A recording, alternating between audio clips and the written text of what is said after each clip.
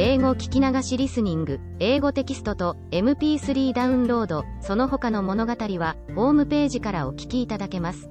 88thpp.com 88thpp.com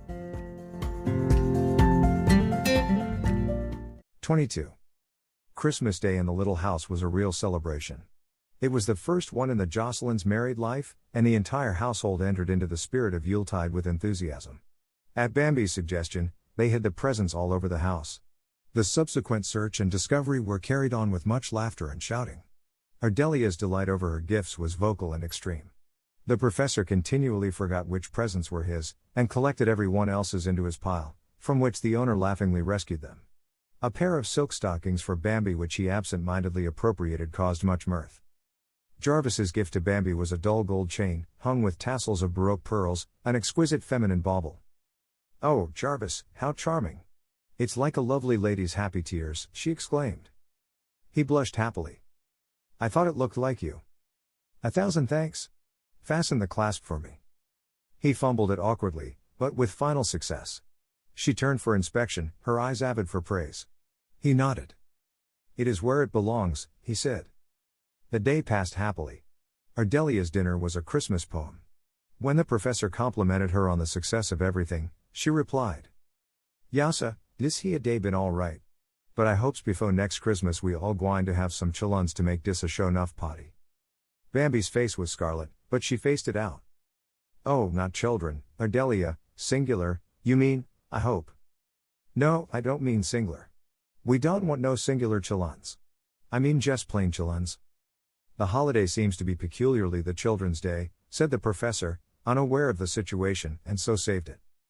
Thus it was that Jarvis was welcomed into the family circle again, and this time he became an integral part as he had never been before.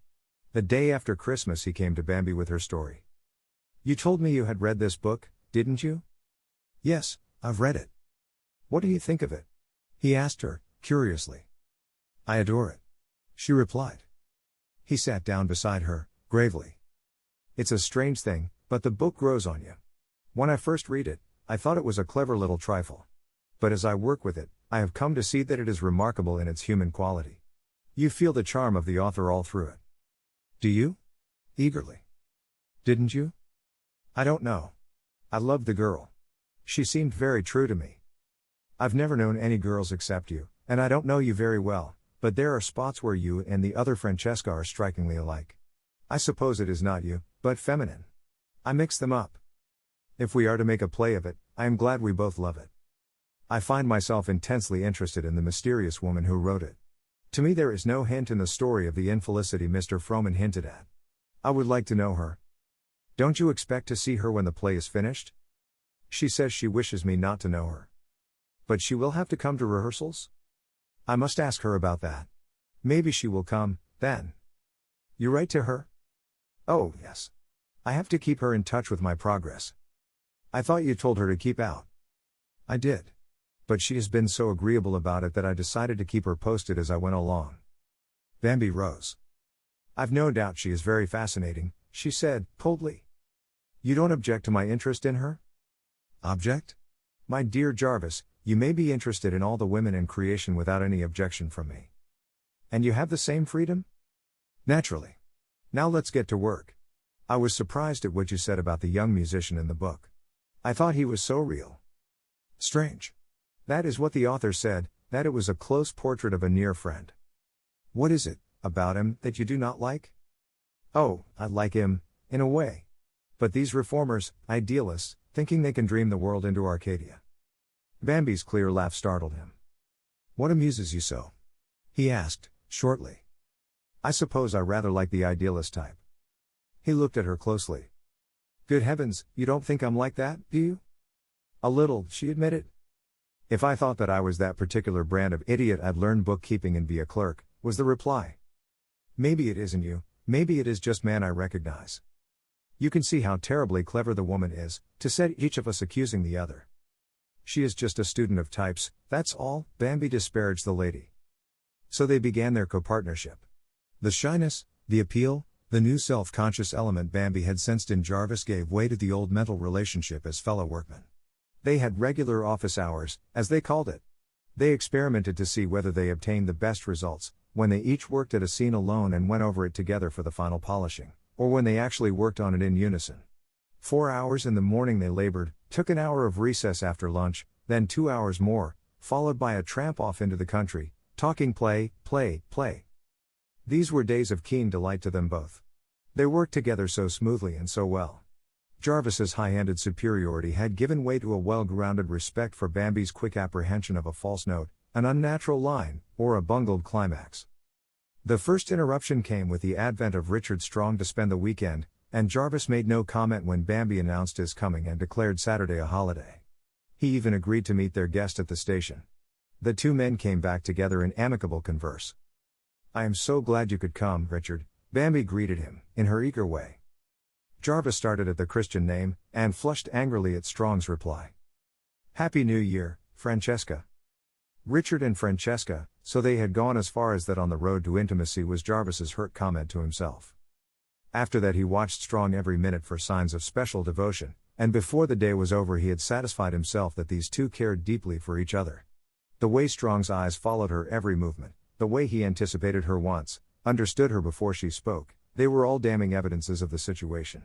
That Bambi showed herself grateful, as vividly as she did everything else, entirely escaped Jarvis. She loved him, that was the truth, and he alone stood between her and happiness. The 2 days dragged by, in torment, for him. It seemed as if they would never be over, so that he might face the truth by himself, with Strong out of the picture, and decide what must be done. Bambi noticed his strained politeness to their guest, but set it down to the same inconsistency he had shown before, of being jealous of what he did not especially value himself. Monday, after Strong's departure, she began to realize that there was a change in him. He was taciturn and moody. The work went badly.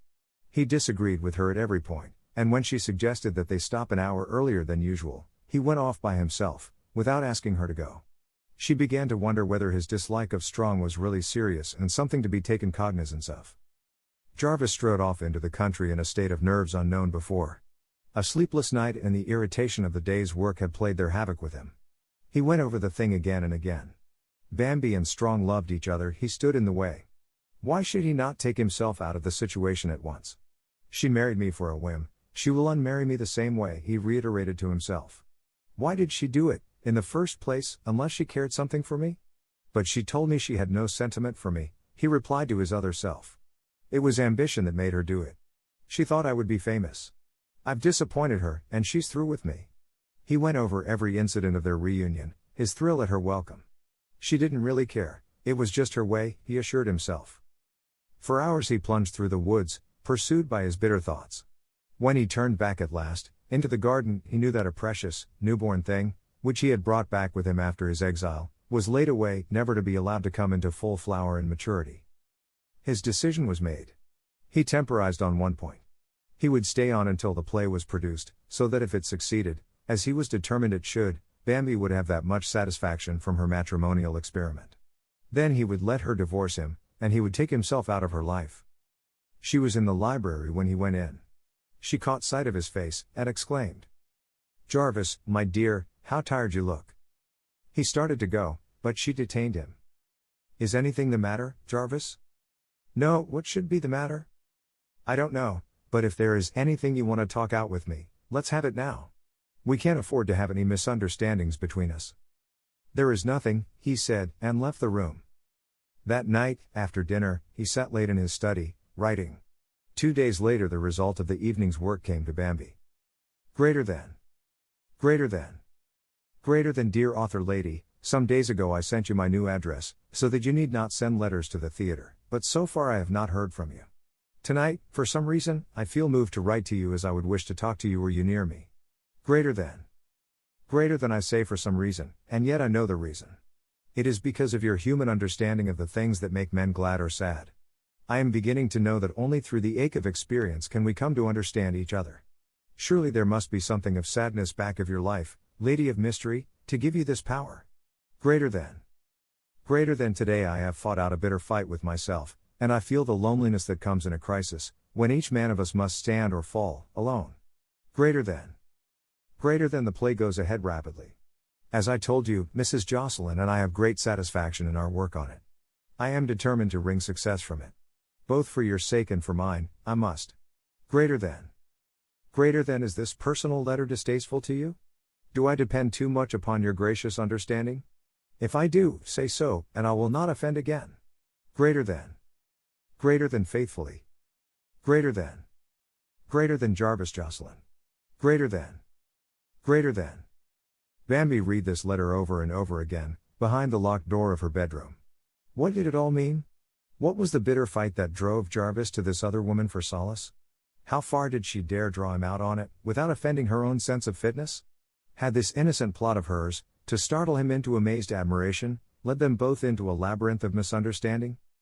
She answered Jarvis's letter and sent it to the theater, asking them to forward it. Greater than. Greater than.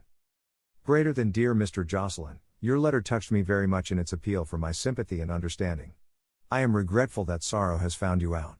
I think of you always as young and strong and happy, with the young wife and the world before you. I hate to have you spoil my picture. Greater than. Greater than, I repeat my satisfaction that you and your wife enjoy your work on Francesca. I found such happiness myself in doing her, that I like to think we share the pleasure between us, we three. Greater than. Greater than, is it your own ambition that drives you so that you say I must, in regard to success? Sometimes, if we set our hearts too much on a thing, our very determination thwarts us. Is it not so? Perhaps it is for the sake of someone else that you are so eager for accomplishment. I feel that it is to come to you in this play, and I am glad. Greater than. Greater than, be of good cheer, comrade. Even the memory of bitter fights grows dim. I will not think of you as daunted by anything life can offer. No, nor death.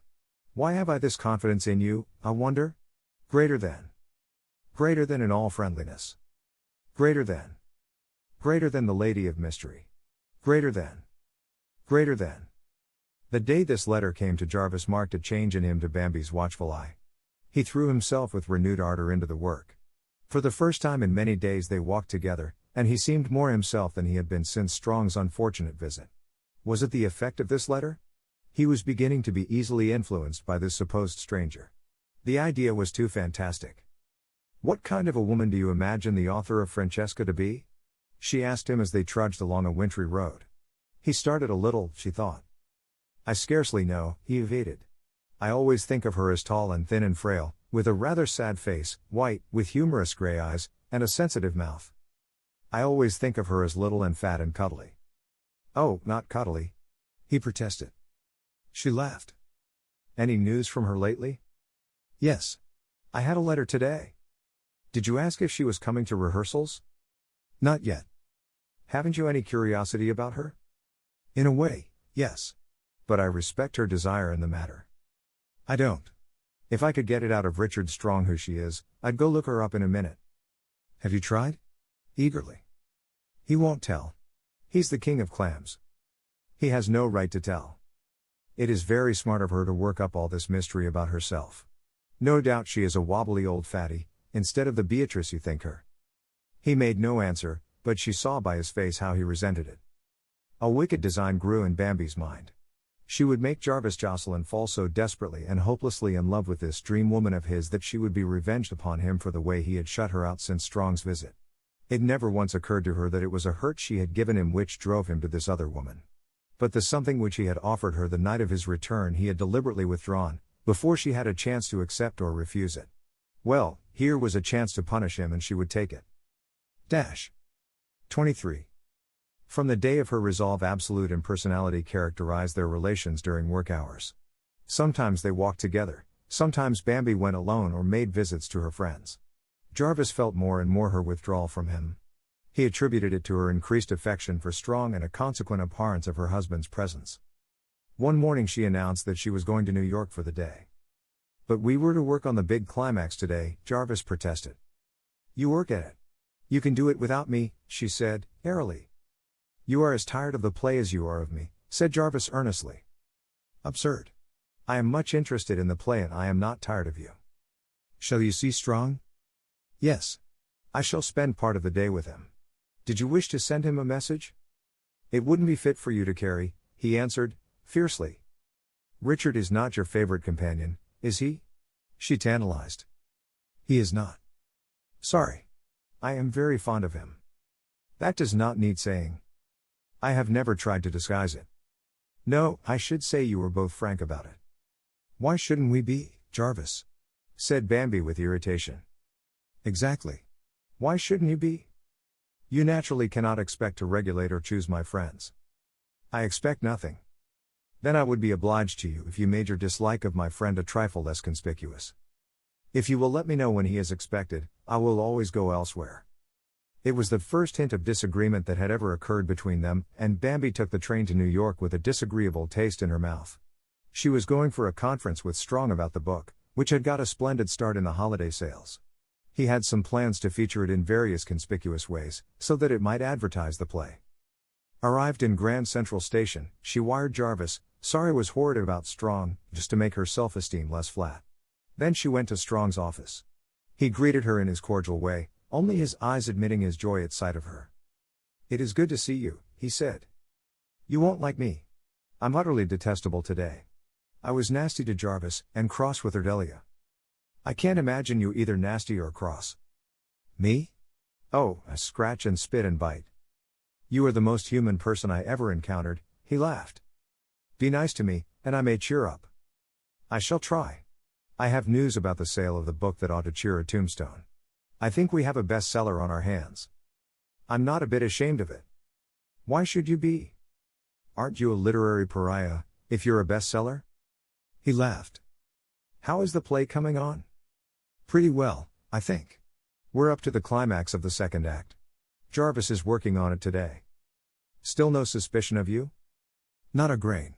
I think he's falling in love with the author of Francesca, though. How? Through their letters. You certainly have a talent for comedy, he laughed, and added gravely, I thought Jocelyn had always been in love with the author of Francesca? No. I have always known that the author of Francesca cared about Jarvis. You must have dreamed that, Richard. Poor old Jarvis. Sometimes I think I will confess. Maybe I have no right to make game of him this way. Doesn't he suspect your style in your letters? I would know a letter from you, no matter what the circumstances. Oh, I don't write like myself. I write like an author. I found out what he thought she looked like, and I write tall, pale, sensitive-mouthed kind of letters, with a hint of sadness. You imp, he laughed. Improves my style. You ought to be glad. Let's hear about the plans for the book. They settled down to discussing advertising plans, which kept them busy until late afternoon. When the last detail was settled, Bambi rose with a sigh. Phew. That was a long siege. Like Corp in Sentimental Tommy, it makes me sweat to think. I should not have kept it up so long. I forget you are not used to this drill, he apologized. I think I'll live. Remember the first time I came to see you? Perfectly. Wasn't I scared? Were you? You were so kind and fatherly. Fatherly? He said. What lots of things have happened to me since then, she mused. And to me, said Richard, under his breath. Hiya. Life is a bubble. You'll feel better after a cup of tea. Where shall we go? Let's walk up to the plaza. Done, said he, closing his desk. It was a cold, crisp day, which stimulated the blood like a cocktail. Bambi breathed deep as she tried to fall in step with her companion. I can't keep step with you. I'm too little and my skirt's too tight. I'll keep step with you, my lady. Mercy, don't try. Jarvis says I hop along like a grasshopper. I resent that. Your free, swaying walk is one of your charms. You always make me think of a wind-blown flower. She looked up at him, radiantly. Richard, you say the charmingest things. Francesca, you do inspire them. I'm a vain little peacock, and Jarvis never notices how I look. Too bad to mate a peacock and an owl. A brilliant sunset bathed the avenue in a red, gold light. The steady procession of motors, taxis, and hansom cabs made its slow way uptown. The shop windows blazed in their most seductive moments. The sidewalks were crowded with smart men, fashionable women swathed in magnificent furs, slim, little pink-cheeked girls. All of them made their way up the broad highroad toward home or tea, as the case might be. Oh, you blessed fleshpots, how I adore you. Referring to the men or the women? Nutty Richard. I mean all the luxury and sensuousness which New York represents. You hungry little beggar, how you do eat up your sensations. They give me indigestion sometimes. The foyer of the plaza was like a reception. The tea room was a clatter and a clack with tongues. Like the clatter of sleek little squirrels, said Bambi, as she followed the head waiter to their table. Her comments on people about them, the nicknames she donated to them, convulsed Strong. He would never again see that pompous head waiter except as Papa Powder. Would you get tired of it if you were here all the time? I suppose so. It is all so alike. The women all look alike, and the men, and the waiters. If you dropped through the ceiling, you could hardly tell whether you were in the Ritz, the Plaza, the Manhattan, or the Knickerbocker. You would know it was New York, that's all. What train do you take tonight, or shall you stay over? I shall go on the 11:50, if you'll play with me until then. He smiled at her affectation. Suppose we try another kind of crowd tonight, and dine at the Lafayette. Delighted. I've never been there. It's jolly. You'll like it, I think. Where is it? Way downtown, University Place. What shall we do between now and dinner time?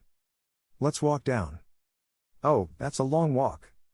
But I love to walk, unless it is too much for you. Sheer impudence. The walk was one never to be forgotten by Strong. To have Bambi all to himself, to look forward to hours of such bliss, to have her swinging along beside him, laughing and chattering, now and again laying her hand on his arm in confident friendliness, it was intoxicating. By sheer force of will he kept his hand on the throttle of his emotions. One look, one false move, would ruin it all. He knew, without any doubts, that she did not love him. He even told himself she loved Jocelyn. He knew that he must make himself a valuable friend and not an undesired lover, but his want of her was great, and his fury at Jarvis's indifference white hot. She caught his set look. Richard. He turned his eyes on her. You're tired of me. I won't talk any more. He drew her hand through his arm, and held her there. Don't say that sort of thing, please, it isn't fair. Take it back. The Lafayette filled her with excitement. They had a table on a raised balcony overlooking the main dining room. Richard pointed out celebrities, bowed to many friends, talked charming personalities.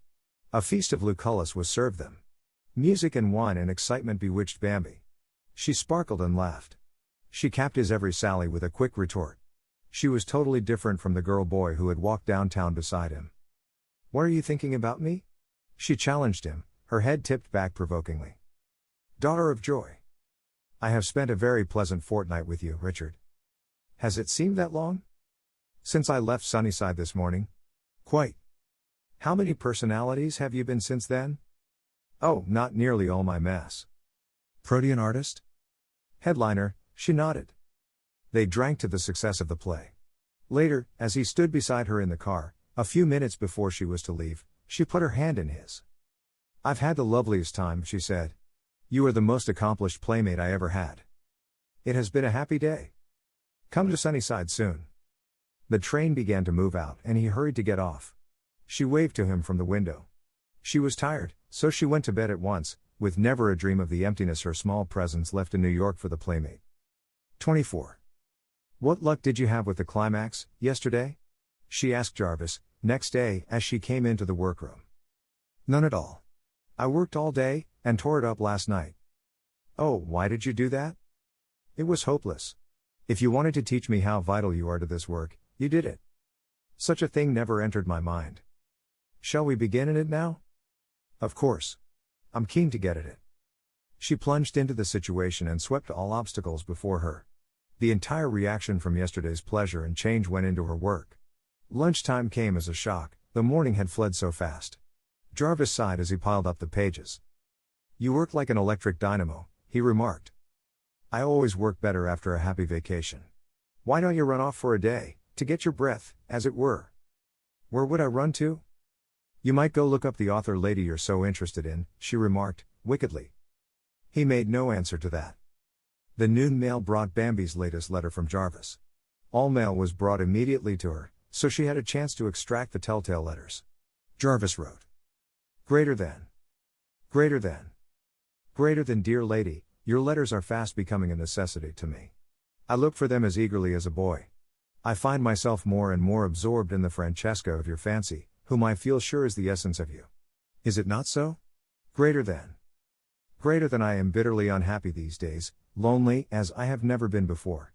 The emotional side of life has always been a closed book to me, one I disdain to read. So once my heart begins to call attention to itself, I suppose the more poignant will be my experience. Greater than. Greater than I have lately come back from a long exile spent in a hideous place. I brought with me the first hunger for love I had ever known. But I found no answering need in the heart I turned to. I have been thrown back on myself, to eat my heart out, because I know now that it is my own fault. If I had tried sooner to make myself a lover, I would not have to resign that place to another man. Greater than. Greater than why do I pour these personal sorrows upon you, my lady of sympathy? I am heartsick for comfort. Greater than. Greater than yours. Greater than. Greater than J. Greater than. Greater than. Bambi laid her cheek against the poor, hurt letter and cried. My poor, bungling Jarvis, how I must have hurt you. She read it again, and all at once light flooded in. Why, it's Richard, of course. He thinks I am in love with Richard. The dear old goose. He sees so little and sees that crooked. She went in search of him, determined to tell the whole foolish story, to explain the imaginary obstacles that divided them. But he was not to be found, so the impulse died, and she determined to play the farce out to its end, and now, that she knew the core of the whole situation, she could make it count for their final readjustment. She wrote him at once. Greater than. Greater than. Greater than my dear Jarvis, at last I feel that there is truth between us. I have suspected that you were not happy in your love life. But I wanted not to pry into locked chambers. Now we can be glad of the bond that lies between us, for I, too, go heart-hungry through the days. Greater than. Greater than I have not spoken to you of my home, or my husband, but now that you have become such a part of my thought life, I feel no disloyalty in the truth. Greater than.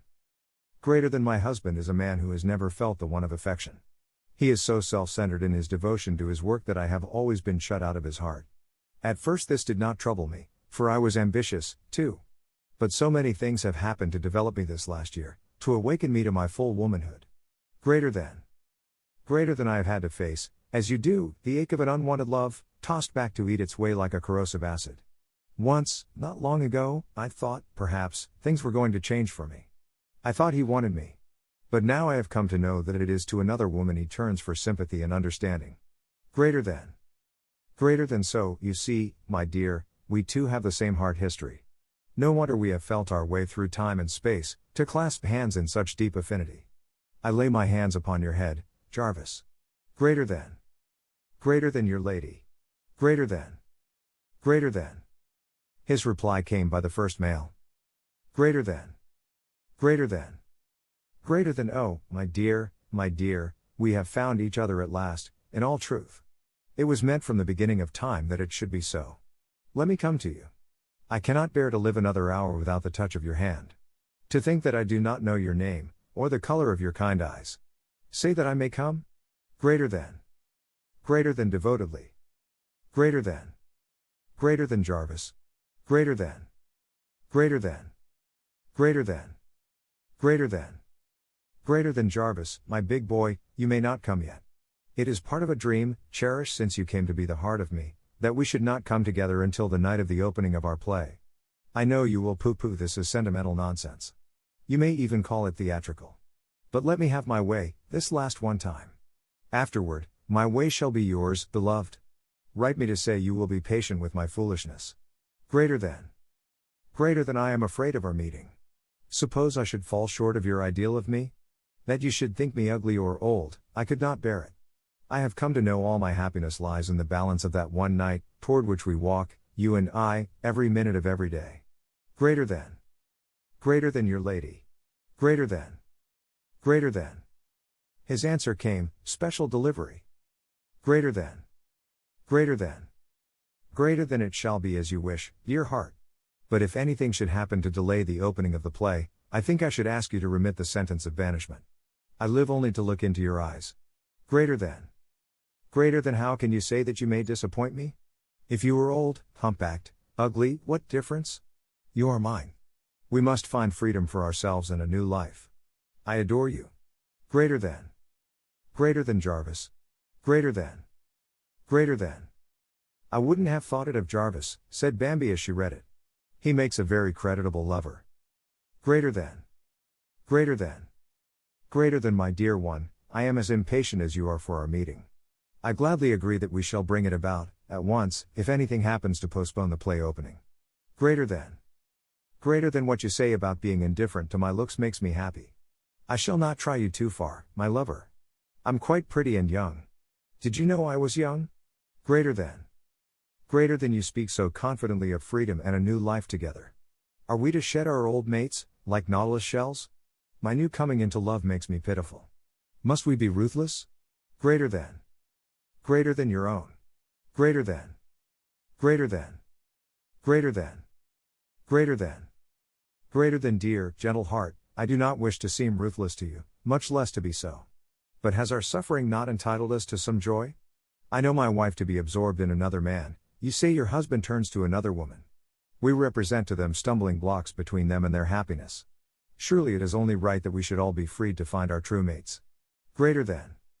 Greater than I find it daily more of a burden to carry this secret in my heart, when knowledge of it would lighten my wife's unhappiness. Shall we not confess the situation, and discuss plans for separation? I owe this girl who bears my name more than I can ever pay. I would not do anything to hurt her pride. Tell me what you think about it, dear one? Greater than. Greater than your Jarvis. Greater than. Greater than. Greater than. Greater than. Greater than Jarvis, dear. Again I must seem to oppose you. Please let us keep our secrets to ourselves until our meeting. Suppose that something should happen even yet? Suppose we should not wish to take this step when the time comes. I do not want you to hurt your wife. I respect and love you for your sense of obligation to her. How can she help loving you, my Jarvis? Greater than. Greater than, when the day comes for me to prove my devotion, may you say about me that you owe me more than you can ever pay. Greater than. Greater than, I live only for the completion of the play. Greater than.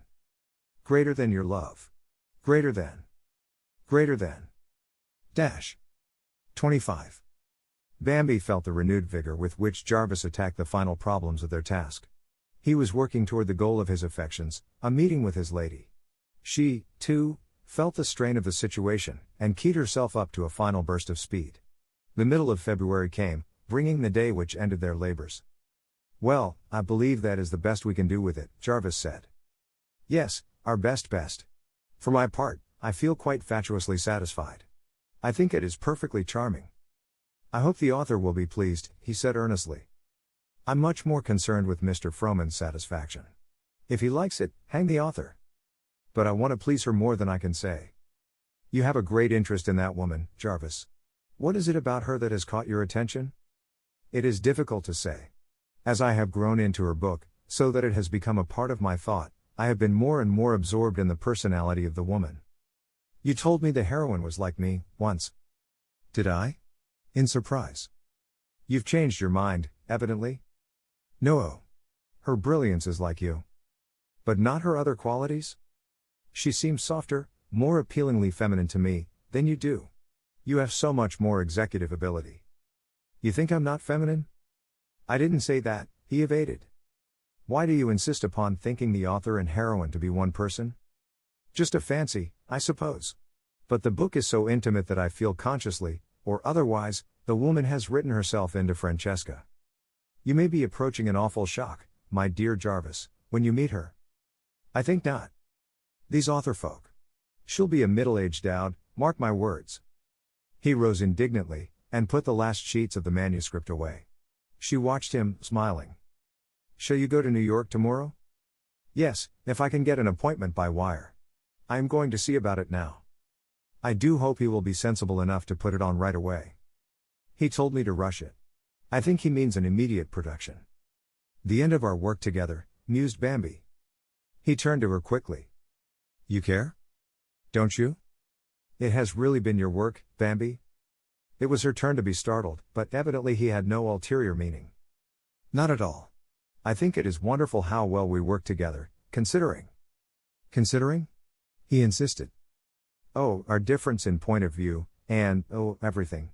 She added. It would disappoint you if it were our last work together?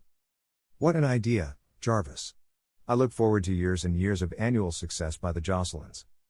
He frowned uncomfortably, as if to speak, thought better of it, and kept silence. I'll go send my wire, he said. She kissed her fingertips to his receding back. Later, too, she went to the telegraph office and sent the following wire. Greater than. Greater than. Greater than Mr. Charles Frohman. Greater than. Greater than C. Jarvis, if possible, tomorrow. Play finished. Sure success. Greater than. Greater than Francesca Jocelyn. Greater than. Greater than. The secretary answered Jarvis's wire at once, making the appointment at 11 o'clock on the morrow. It seems incredible that anything could run as smoothly as this for me, said Jarvis, as he read the dispatch. That's because I'm in it, boasted Bambi, with a touch of her old impudence. I'm your mascot. That must be it. It means a midnight train for you, to make it comfortably. Do you suppose you will stay more than a day? I should think not. I don't know. Ardelia came in with a yellow envelope. Somepin do and round is he a house. Telegram boy day a ringin' at de do bell stiddy. For me? Said Bambi. Greater than. Greater than. Greater than Mrs. Jarvis Jocelyn, Sunnyside, New York. Greater than. Greater than Mr. Frohman will see you at 3 o'clock tomorrow. Greater than. Greater than. Bambi gazed at it a moment, a bit dazed, then she laughed. Anything the matter? Jarvis inquired. No. Oh no. This was how it happened that Mr. Jarvis Jocelyn took the midnight train to New York, while Mrs. Jarvis Jocelyn followed on an early morning one. But why, if you both have to go to that city of abominations, do you not go together? Inquired the professor. Part of the secret, she reminded him. Dear me, I had forgotten we were living in a plot. How is it coming out? I will know today, definitely, just how, when, and where it is coming out. Jarvis presented himself at the theater at 11 sharp, and felt a thrill of righteous pride when he was ushered into the private office without delay. His vow that he would enter without so much as a calling card had come true sooner than he had hoped. Mr. Frohman smiled in his friendly way and shook hands. How's my friend, the XG who? He laughed. Fine. I hope you are well. I'm all right. How's the play? I have it here. It is good. Good, is it? Mr. Frohman's eyes twinkled. Yes. Mrs. Jocelyn worked at it with me, and I have to admit that the success, if it is one, is largely due to her. She is a writer, too? No, but she has a keen dramatic sense. She understands character, too. So? Lucky for you. Does she want her name on the bills? She has never spoken of it, but I wish her to go on as co-dramatist. All right. Clever wife is an asset. Now we've got just 2 hours. Go ahead, read me what you've got there. Jarvis unpacked the manuscript and began. He had worked over the scenes so often with Bambi that he fell into her dramatic way of doing the scenes. Once or twice the manager chuckled as he recognized her touch and intonation on a line. Certainly Jarvis had never read so well.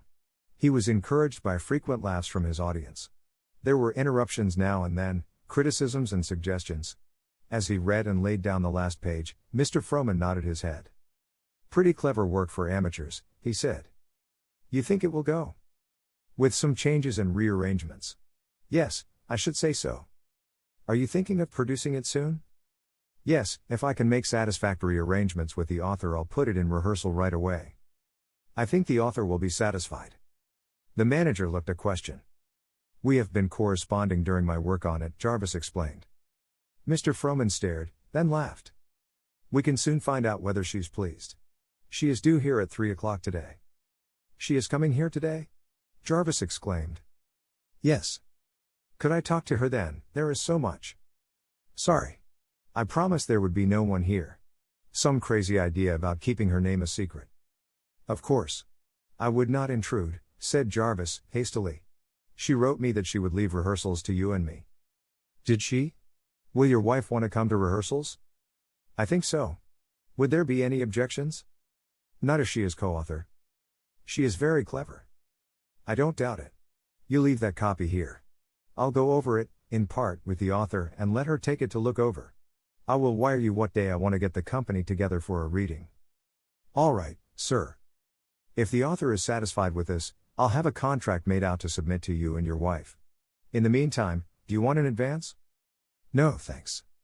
All right. You'll hear from me. You've done surprisingly well with this, Jocelyn, you, or your wife. Thank you. Good day. Good day.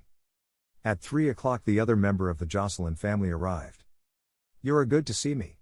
I would have burst with curiosity before Jarvis got back, She began the minute she got inside the door. I naturally wanted to consult the author before I accepted the play. Is it any good? Are you going to take it? What do you think about it? Are you satisfied? Yes. I think it's a love of a play. He laughed. How much of it did Jarvis do? Oh, a great deal. Not enough to spoil it, eh? He has worked very hard, she said seriously. He tells me he has corresponded with the author during his work, and he begged to be here for this meeting. Did he? Bless his heart. It has been so funny, that correspondence. He's crazy about that author lady. Either you are very clever, or he's very stupid, which is it? Both. When are you going to tell him the truth? The opening night. Upon my word, you have got a dramatic sense. Blaze of success, outbursts of applause, husband finds wife is the center and cause of it. That sort of thing, eh? Yes, but don't say it like that. It sounds silly and cheap. Husband will be mad as fury at the whole thing. You don't think that, do you? That would spoil the whole thing so entirely, she said in concern. You're the dramatist, I'm only the manager, he laughed. They talked about the cast, the sets, and other practical details. You're coming to rehearsals, aren't you? He asked her. Rather. Jarvis prepared me for that. Did he? Well, he won't be much good. He can't act. I told him you would look over the play, then I would call the company together for a reading. Consider the script looked over. Do call it quick, Mr. Froman, I can hardly wait. What about contracts? Do you want one as author, with another to you and Jarvis as playwrights? No, that's too complicated. Let's have one for the whole thing, then we can divvy up what there is. Suits me. I'll see you next week, then. Better make arrangements to stay in town during rehearsals. Oh, yes, we will. I think we will pull off a success. This is very human, this stuff. Goodbye. You've been such a dear. We've just got to succeed for your sake. Goodbye, and thanks. 26. Bambi hurried to catch the 5:30 train for home, and as it rushed through the station she spied Jarvis striding on ahead, evidently bound for the same train. With the caution of a lady detective she kept behind him until he got aboard. Then she rushed ahead and got into the first car. At Sunnyside she astonished the town hackman by leaping into his cab and ordering him to drive her home, top speed. The situation appealed to her taste for intrigue. Into the house she sped and to her room. The professor and Ardelia were in bed and asleep. When Jarvis came in she descended, to inquire about the fate of their play, with the calm of a finished actress. I'm waiting for you. What news? She demanded. He likes it. If the author is satisfied, we go ahead at once. Hooray, shouted Bambi, pirouetting madly. Mr. and Mrs. Jarvis Jocelyn, the talk of the town, she sang. You did want your name on the bills, then? She stopped in alarm. Had she given it away after all her trouble? How do you mean on the bills? As co-author? Mr. Froman asked me. I told him you had never spoken of it, but that I wanted you to have full credit. What else did you tell Mr. Froman about me? I told him you were clever. What did he say? She laughed. Said he didn't doubt it. He will allow you to come to rehearsals. I should hope so. So it's all settled? Yes, if the author consents. She was to see the play at 3 this afternoon. Was she? Why didn't you wait and see her? She wished to talk to Mr. Froman alone. Isn't she tiresome, with all her mystery? You don't think she could hold us up on it now, at the last minute, do you? She could, but I don't think she will. Rehearsals will be called next week. Oh, goody. Jarvis, aren't you happy about it? Yes. But you aren't happy enough. He sighed. It was all so different from the way he had planned to bring her his first success. Something seems to have gone amiss with us, doesn't it, Bambi? I haven't noticed it. You're satisfied to go on as we are now? I can think of a few improvements. I'll tell you about them later. So many things seem to hinge on the success of this play. They do. May the gods take notice, she laughed. On the following Tuesday came the call for a reading of the play with the company, Wednesday, at 11. Bambi was as excited as a child over the announcement. I think we had better plan to stay at the National Arts Club again, during rehearsals, Jarvis. I am not sure I can finance that. I told Mr. Froman I did not need an advance. I've got some left. You can borrow back the 100 you paid me, to start off on. You're like the old woman with the magic purse. I'm thrifty and saving. Well, if we can accomplish it without robbing you, I agree with you that it would be better to stay in town. Settled. You go pack your things, and I'll look after mine. They prepared to make their second pilgrimage, this time to the land of promise. The professor showed an unusual amount of interest in the matter. How long will it take to rehearse it? He asked. We don't know yet, we're such amateurs. But as soon as we know the date set for the opening, you and Ardelia are to prepare to come. You can come up the day of the performance, and if you can't stand it, you may come home the next day. A trip to New York? What an upsetting idea. Would you rather stay here and miss the first play Jarvis and I ever did together? Said Bambi, disappointedly. No, certainly not. I'll come. Just make a note of it, and put it in a conspicuous place, he added. We'll keep you reminded, never fear. Ardelia gasped when she heard she was to go. I'll send you a list of the clothes to bring for the professor in plenty of time. I shall give you a new black silk dress for the occasion. Laudamassi, Miss Bambi. I's so excited I can't talk. A no silk dress and a goin' to no York wid de professor. I declare dey ain't no nigga woman in dis here town got sesh quality to work fo as dis old nigga has. Why, Ardelia, we couldn't have it without you. Am I gwine sit wid de white folks in de theater, or up in nigga heaven? You'll sit in a box with the rest of us. God Almighty, honey, dis gwine to be de happiest Cassian o be my life. The co-authors took the night train. Not quite a year ago since our first journey together, said Bambi. That's so. It seems a century, doesn't it? That is a distinctly husband remark. I was only thinking of how much had happened in that time. Two new beings have happened, a new you and a new me, she answered him. Are you as changed as I am? He asked. Yes. You haven't noticed me enough to realize it, I suppose. He made no reply to that. Arrived in New York, they went to the clubhouse, and took the same rooms they had before. As Bambi looked about the room, she turned to Jarvis in the doorway. It is a century since I knelt at that window and arranged our spectacular success. Well, we're a year nearer to it. Let's get a good night's rest, for tomorrow we enter on a new chapter. It's jolly we enter it together, isn't it, Jarvis? He nodded, embarrassed. I should like to wish you luck in the new venture, Mr. Jarvis Jocelyn. I wish you the same, Miss Mite, he said, clasping her hand warmly. You haven't called me Miss Mite for a long time, she said, softly. I like it. Good night, said Jarvis abruptly, and left. You're a poor actor, my Jarvis, she chuckled to herself. At 11 o'clock they presented themselves at the theater. The reading was to take place in Mr. Frohman's big room. Jarvis and Bambi were admitted at once. Good morning, said Mr. Frohman. Good morning. This is Mrs. Jocelyn, Mr. Frohman. Bambi offered her hand to the manager with a solemn face, but the laugh twinkled in her eyes. How do you do, Mrs. Jocelyn? I understand that you had a great deal to do with this play? I did, she admitted. Without me this play would have been nothing. This leaves you no ground to stand on, Mr. Jocelyn, he laughed. The members of the company arrived and were presented to the authors. Bambi kept them all laughing until Mr. Frohman called order. They sat in state around the big table. I propose that Mrs. Jocelyn read us the play, Mr. Frohman said. Oh, shall I? It is really Jarvis. If you please, said Mr. Frohman, indicating a chair. So Bambi began, with a smile at Jarvis, and another at the audience. They all felt in a good humor. The play was so peculiarly hers, the intimate quality which had made the book go had been wonderfully retained, so that spontaneous laughter marked her progress through the comedy. It was also true in Universal, the characters so well drawn, the denouement so happy. At the climax of the third act the company broke into irresistible and unpremeditated applause. Oh, God bless you for that, said Bambi, her eyes wet with gratitude. We ought to cast you for the girl. You are enough like her to have sat for the portrait, said Mr. Frohman, wickedly. Jarvis turned to look at Bambi in his earnest way. He marked the likeness, again, himself.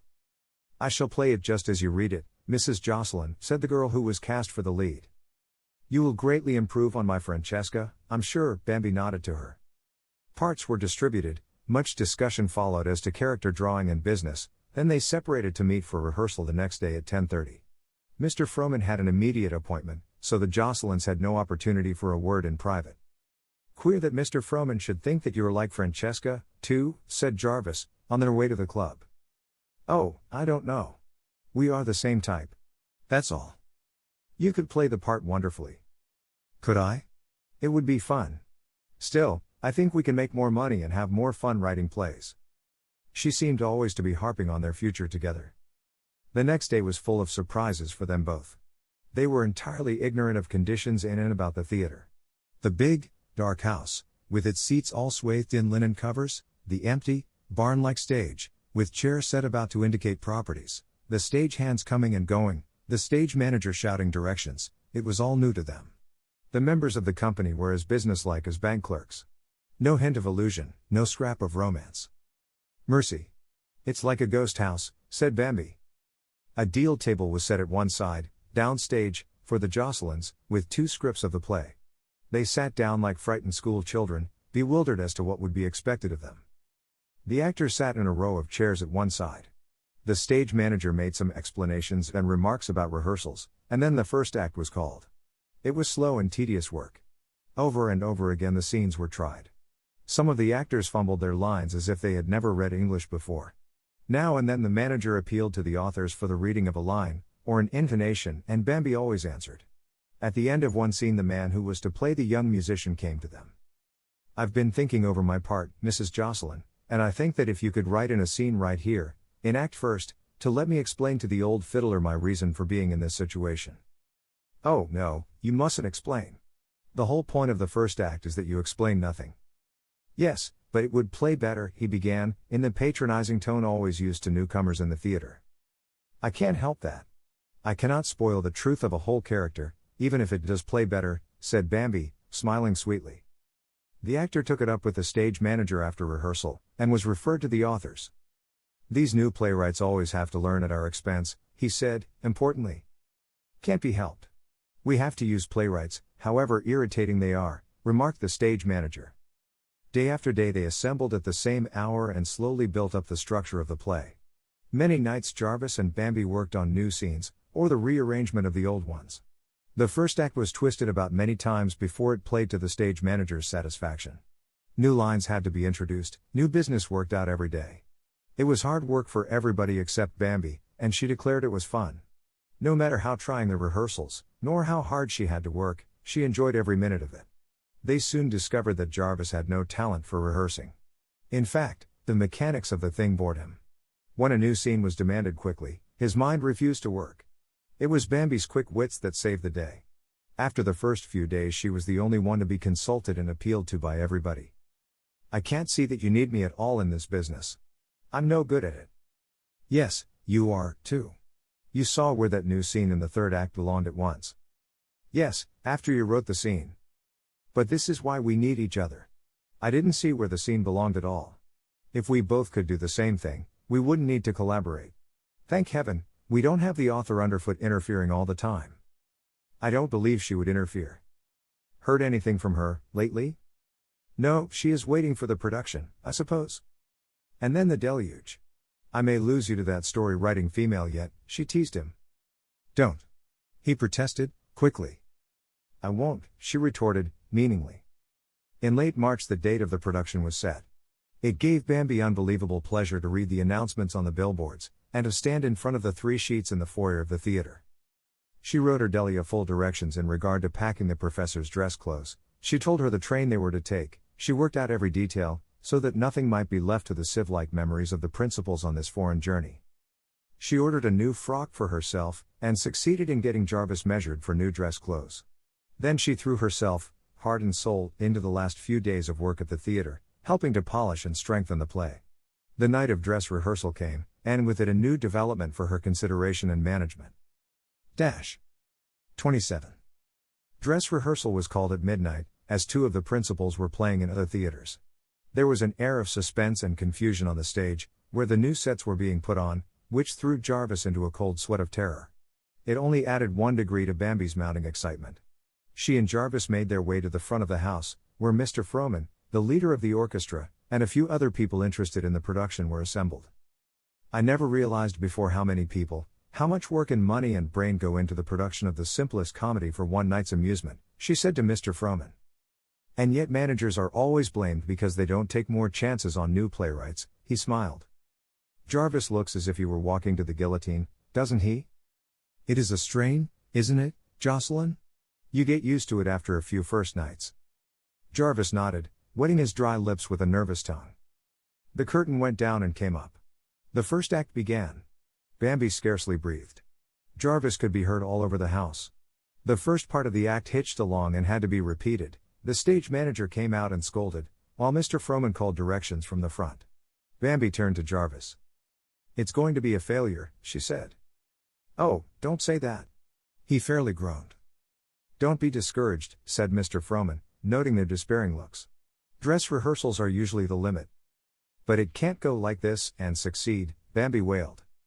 "Don't you worry. It won't go like this." The night wore on, miserably, for the authors. Everything had to be done over, lines were forgotten, everybody was in a nervous stew. "The awful part of it is that we've done all we can do," moaned Bambi. "If they ruin it, we can't prevent them."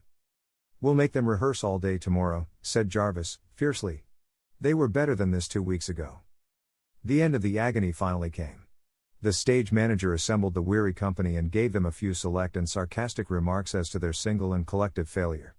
Mr. Froman added a few words, and ordered them all to dismiss the play from their minds until the morrow night. Bambi tried to say a word of encouragement and thanks to them, but in the midst of it she broke down and wept. "Take her home and keep her in bed tomorrow, Jocelyn," Mr. Froman said.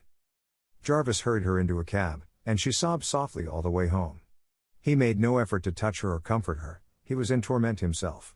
At the club he ordered eggnog and sandwiches sent to her room, whither he followed her, helpless to cope with her tears. She threw her things off and bathed her eyes, while he set out the table for the food. When the boy appeared with it, Jarvis led her to her chair and served her. She smiled mistily at him. "It's nerves and excitement and overwork," she explained. He nodded. "If it failed now, it would be too awful," he said. "Don't say that word, don't even think it," she cried. "You mustn't care so much," he begged her. "Don't you care?" "Of course, more than you know. But I am prepared for failure, if it comes." "I can't be prepared for it. It cannot happen," she sobbed. He stood looking down at her helplessly. "What can I do for you? What is it you want?" he demanded gently. "I want to be rocked," she sobbed. "To be." She pushed him into a big chair and climbed into his arms. "Rocked," she finished. He held her minute closely, then he rose and set her down. "I can't do it," he began. "I have something to tell you that must be said." "Not tonight, Jarvis, I'm too tired." "Yes, tonight, before another hour passes. Sit down there, please." She obeyed, curiously. "Do you remember Christmas Eve, when I came home?" "Yes." "Did you notice anything different about me?" "How, different?" "Did it occur to you that I cared about you, for the first time?" I suspicioned it a little." "Then you deliberately ignored it because you did not want my love?"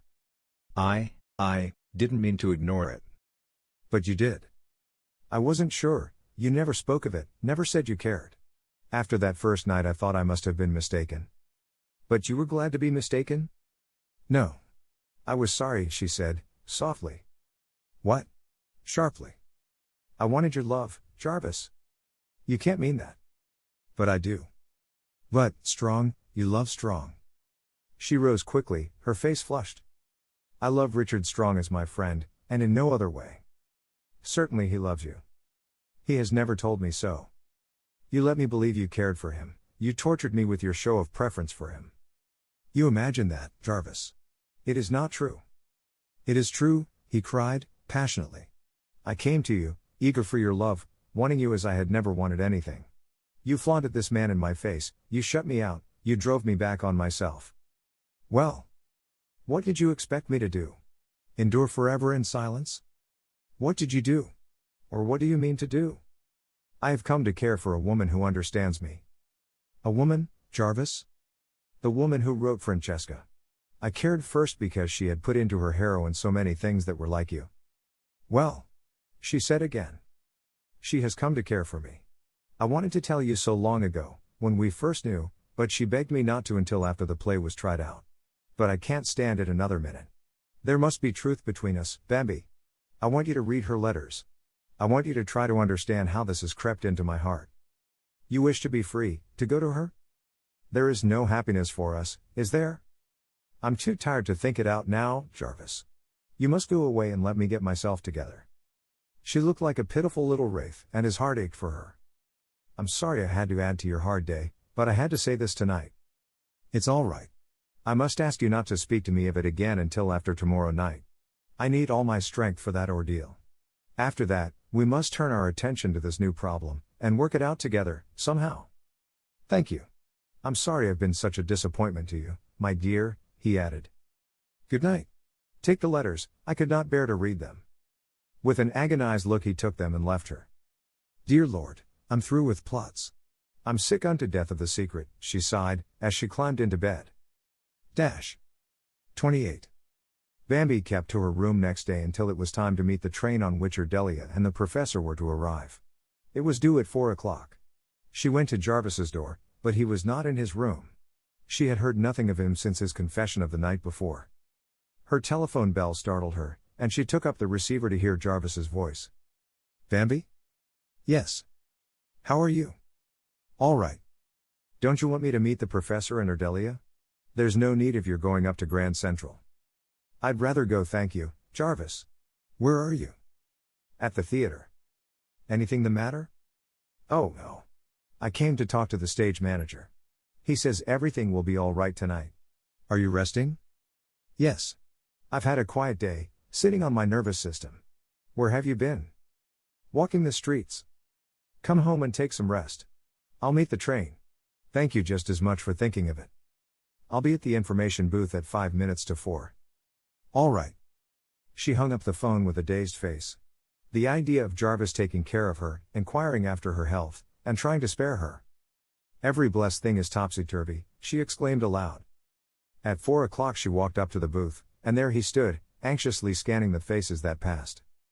Hello, she said cheerfully. He looked grateful and smiled. You look as if you had had a spell of sickness, you're so white, he said. I'm all right, but you look like a nervous prose. Case. Aren't we pitiful objects for eminently successful playwrights?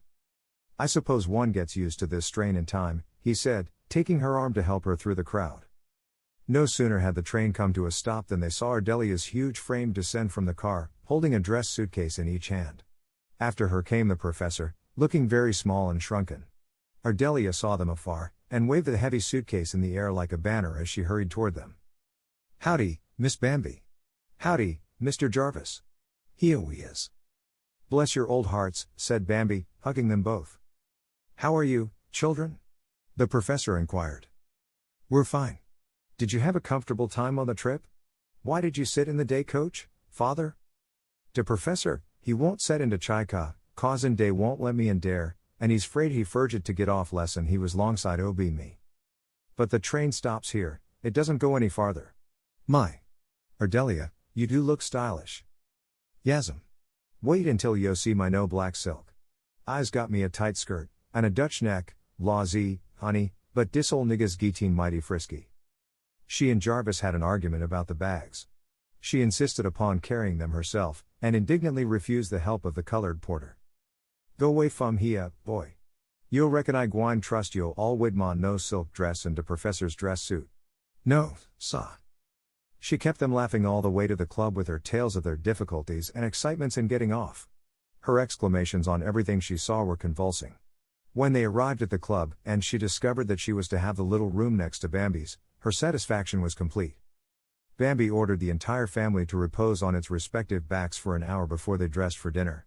So they parted to obey orders. For that hour Bambi held herself firmly upon her bed, completing her plans. They had agreed, she and Jarvis, that if there should be a call for the author, they would take it together, and Jarvis would speak. She was not sure just how she was to make the revelation to him of her dual personality. She decided to leave it to chance.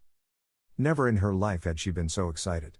The double responsibility as author and playwright shrank to second place in comparison with the fact that this night she was to tell Jarvis of her love for him, hear him speak his love for her. Before the hour of enforced quiet was over she could hear Ardelia tiptoeing about her room. Presently her head was cautiously inserted through the door. When she saw a hand waved at her, she bounced in. Laws, honey, I's so excited, I can't hold my eyes shut. I got de professor's dress suit clothes all laid out smooth, with de buttons in de shirt, and de white tie ready. Now, they'll let me help yo all get dressed before I begin to wrastle wid dat tight skirt o be mine. All right, sit down and hold your hands till I jump into my bath. While Bambi bathed, Ardelia shouted all the gossip of home through the bathroom door. Upon Bambi's reappearance, she insisted upon dressing her like a child. She put on her silk stockings and slippers, getting herself down and up with many a grunt. She constituted herself a critical judge in the hairdressing process, and fussed about every pin. Why ain't yo all had one ob des here hair fixers do yo hide? And make me look like a hair shop model? Not much. Well, yo done purty good. Wait till I curl it, said Bambi, throwing up the window and popping her head out into the night air. Fo de Lord's sake, yo curl yo hay and no yok just like yo do at home. Why not? This cold, damp air is just the thing. Now look at me, she boasted, shaking her head so that the soft, curly rings fluttered like little bells about her face. Y'all do, said Ardelia.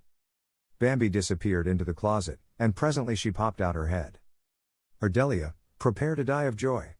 When you have seen my new dress, life has nothing more to offer you. I ain't gwine to die till after dis show. Out of the closet Bambi danced, her arms full of sunset clouds. Apparently she held it up, and Ardelia's eyes bulged. Yo don call dat a dress?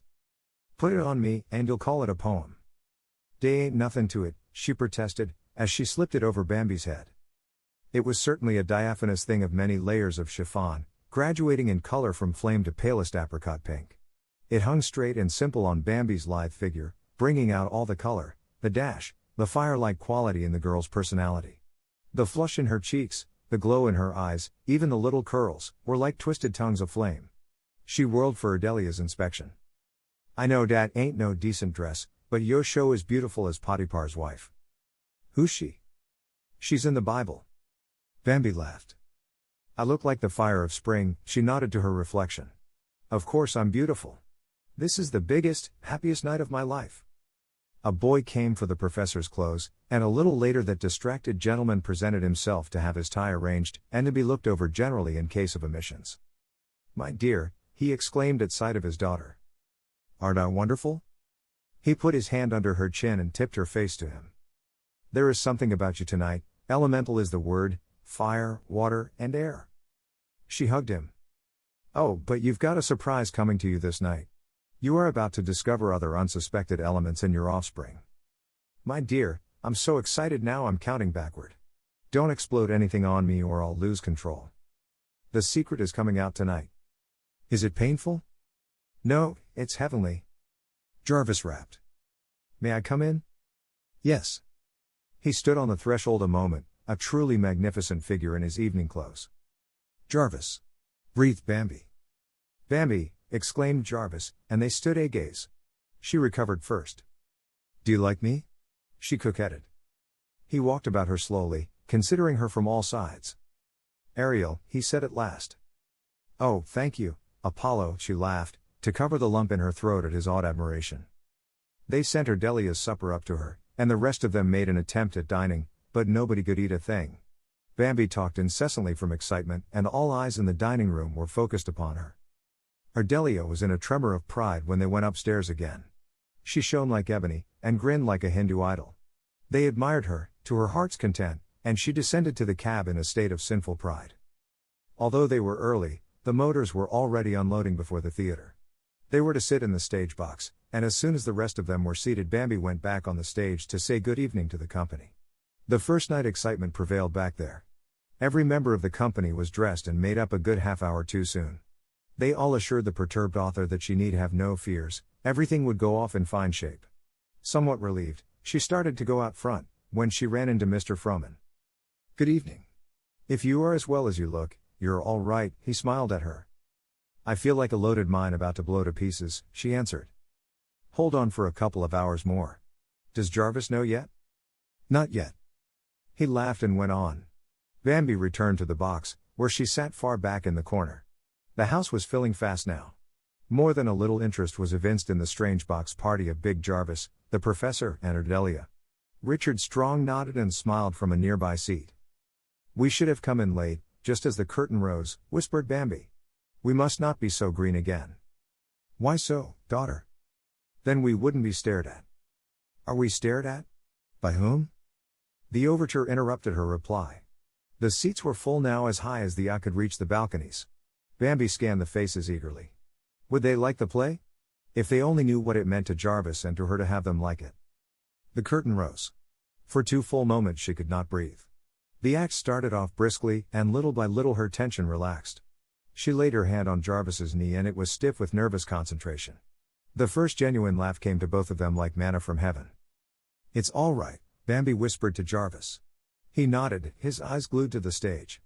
Of all kinds of creative work, dramatic writing can be the most poignant or the most satisfactory. It is the keenest pleasure to see characters whom you have invented given life and personality if the actors are clever. The Jocelyn's had the aid of practically a perfect cast. The sense of power that comes with the laughter or the tears of an audience aroused by your thoughts is a very real experience. Bambi ate up her sensations, as Strong had said. As the curtain descended after the first act, the applause was instantaneous and long. "They like it," Bambi said with a sigh. "Yes, thank God." From Jarvis.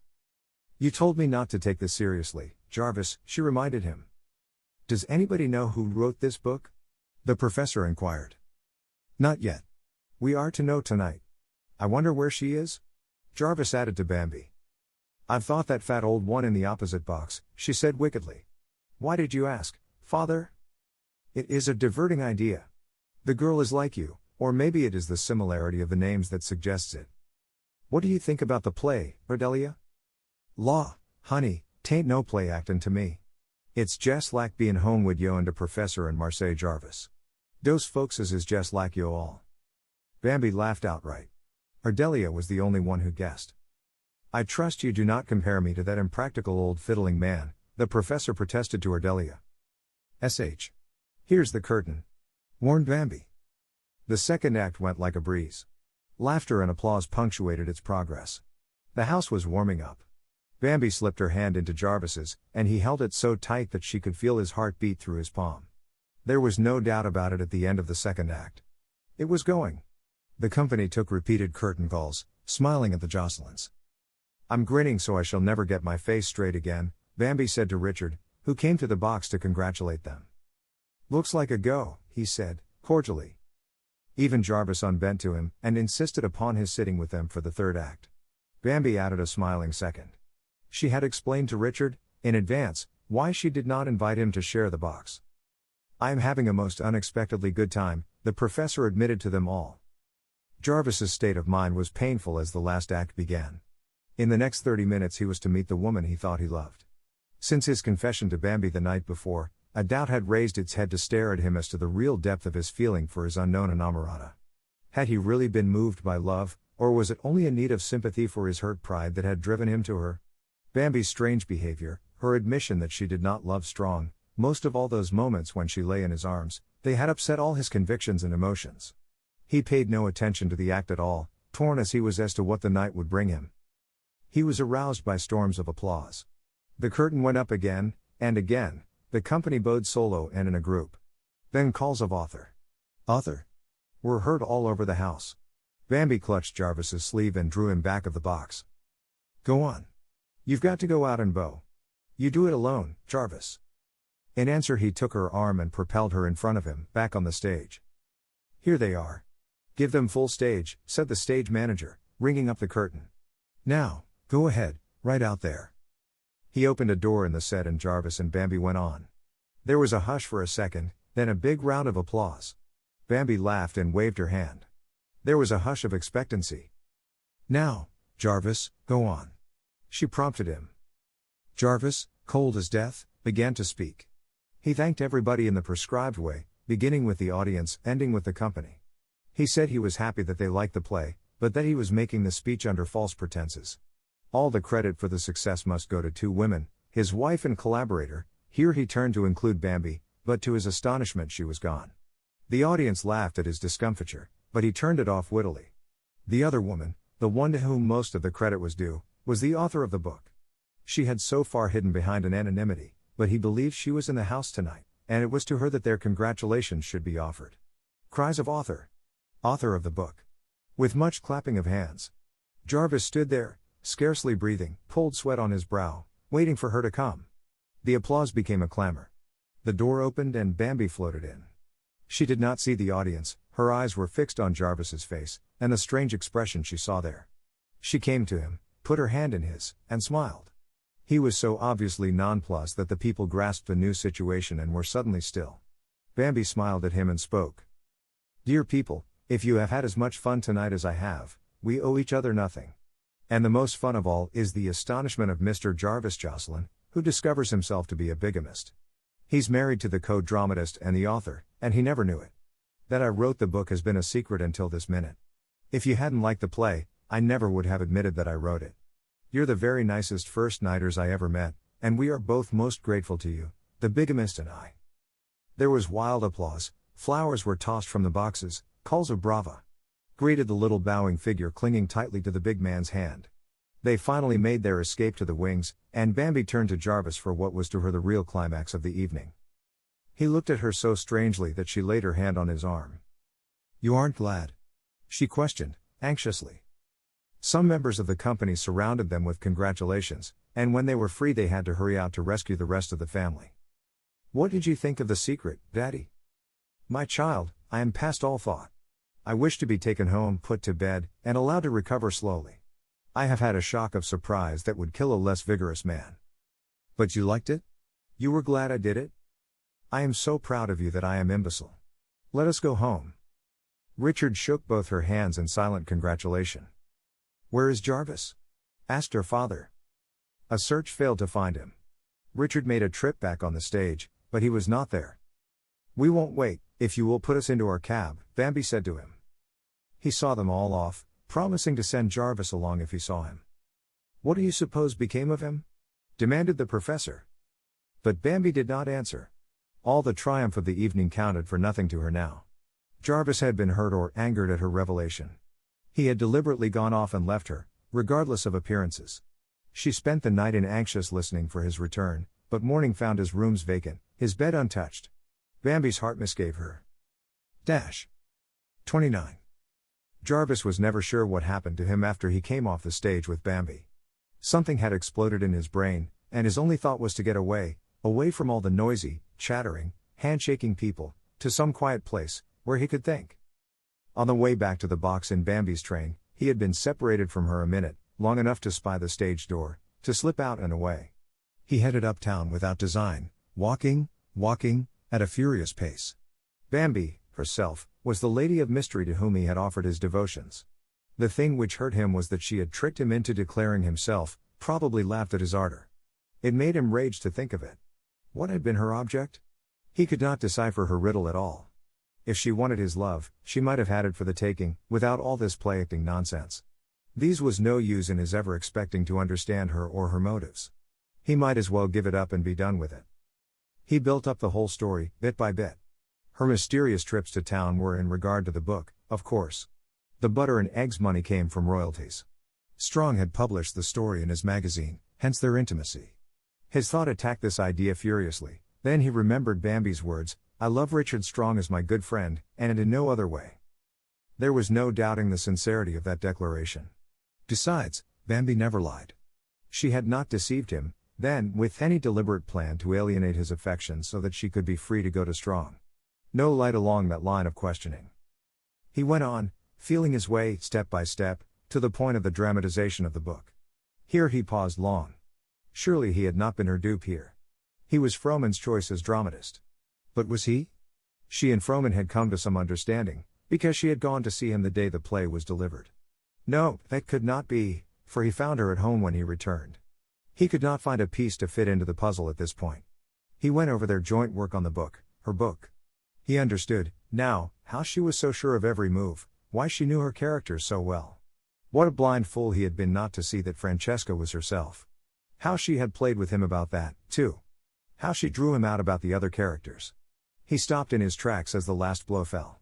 The musician was intended for a study of him, that hazy, impossible dreamer, with his half-baked, egotistical theories of his own divine importance.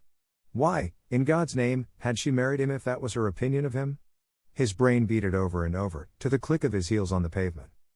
The fiddler was the professor, of course. Anyone but a blind man would have seen it.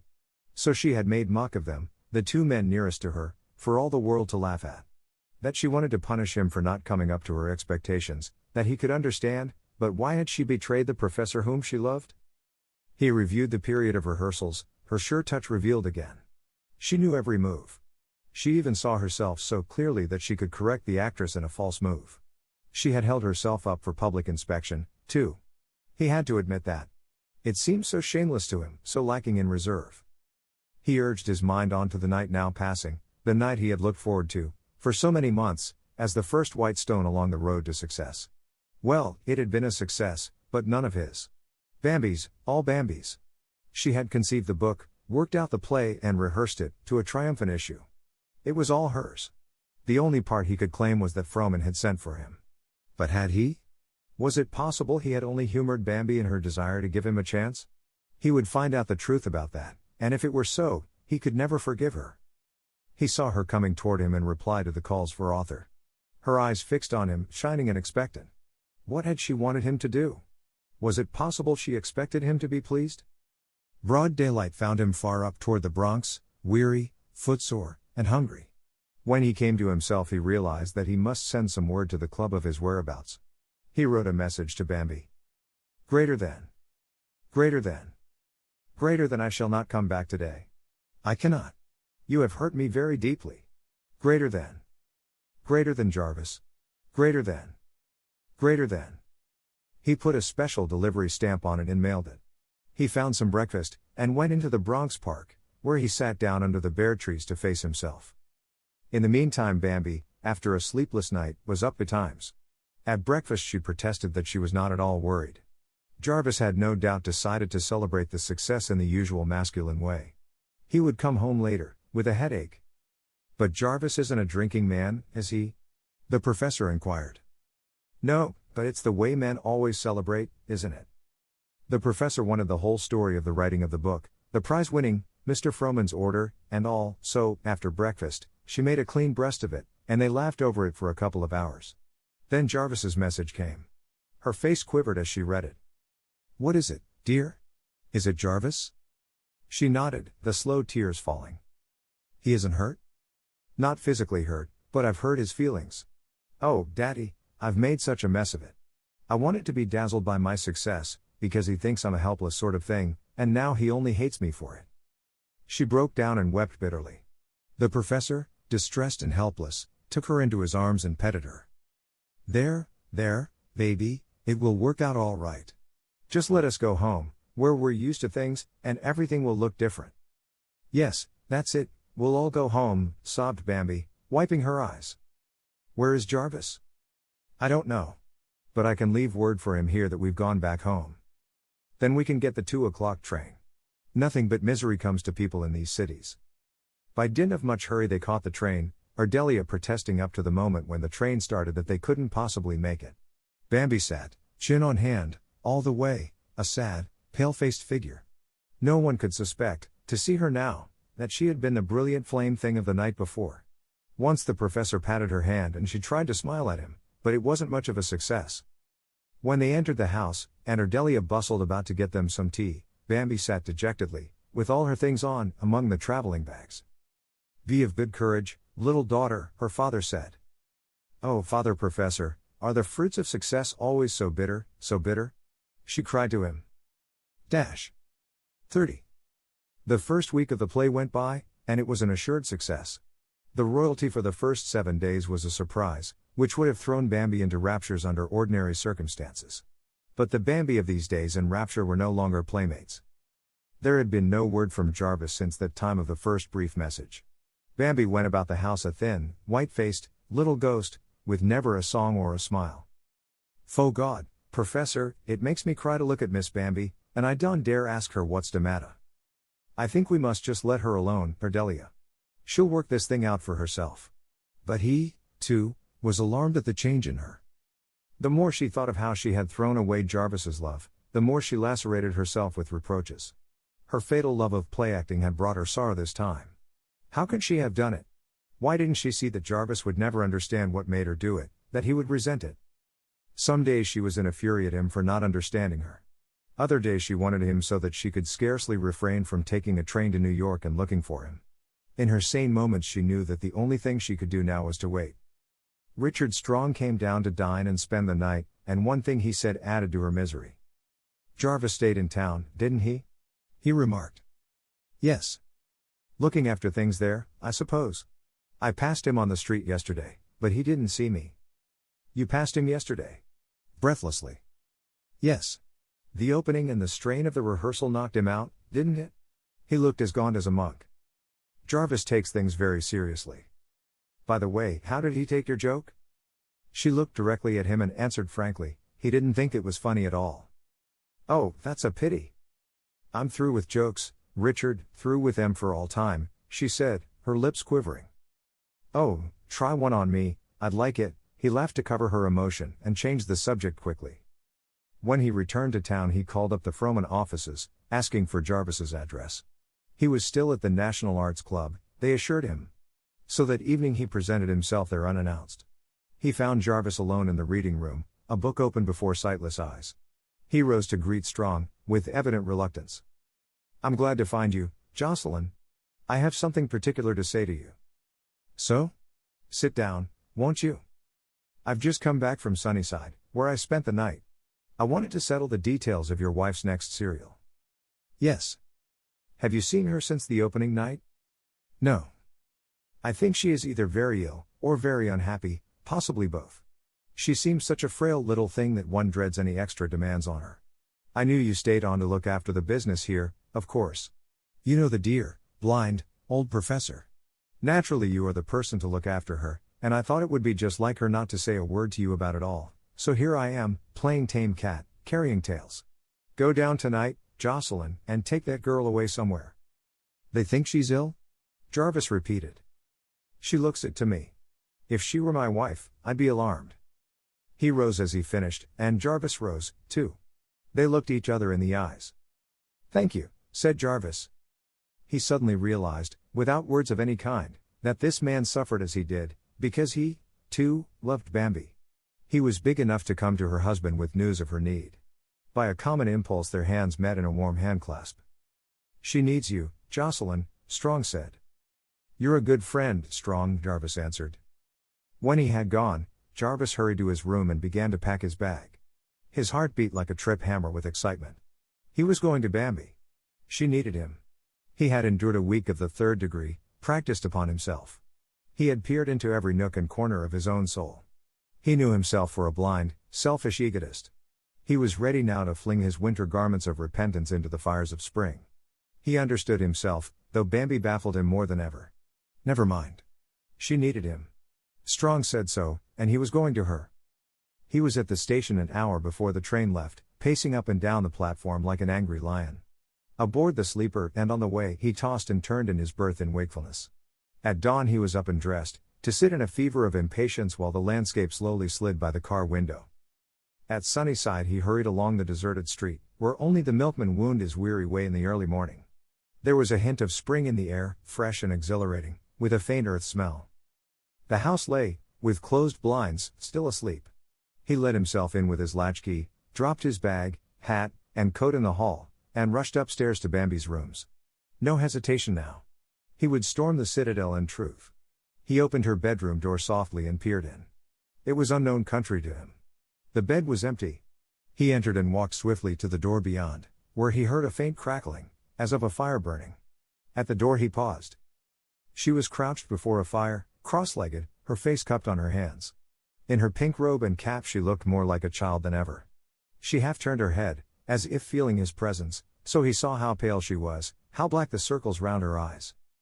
My little love, he cried to her. My little love. She sprang to her feet, facing him, her hands went swiftly to her heart, as if a spasm shook her. As Jarvis came toward her, a great light in his face, she put her hands out to fend him off. I want you to know that I realize just how silly and cheap and theatrical I've been. I didn't mean to hurt you, she began in a monotone, as if it tired her too much to speak. He tried to stop her, but she shook her head. I have to say it all now. I cared so much when you came home that time, and after the first night I thought you didn't care for me. My best beloved, let me. No, please. I was piqued and angry and I thought I could punish you by pretending to be the other woman you thought you were writing to. I wanted to make you care for her, and then.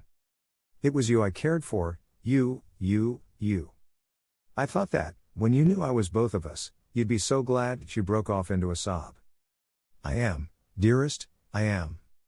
I never meant to hurt you. This week has nearly killed me.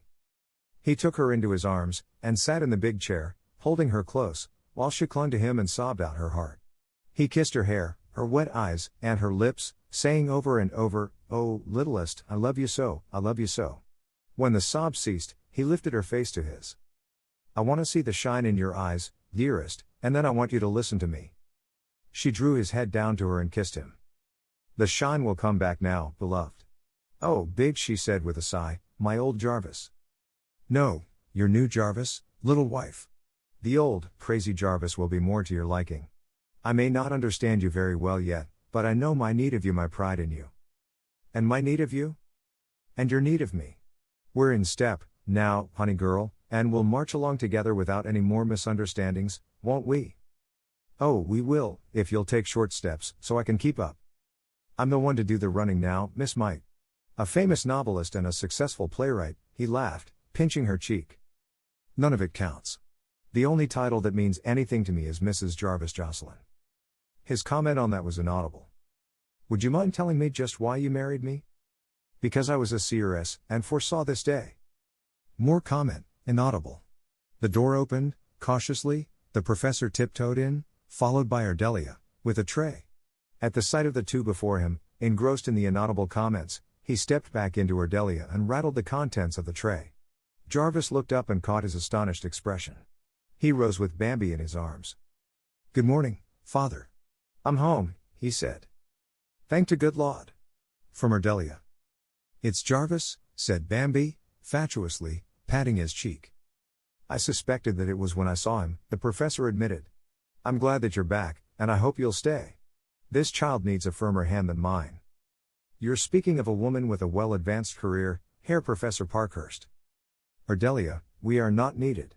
She is well." A dose of Jarvis Jocelyn was the correct prescription. "Well, thank God for some show enough lovin' at loss," said Ardelia, as she backed out behind the professor and closed the door. The end. 英語聞き流しリスニング、英語テキストと MP3 ダウンロード、その他の物語は、ホームページからお聞きいただけます。88thpp.com 88thpp.com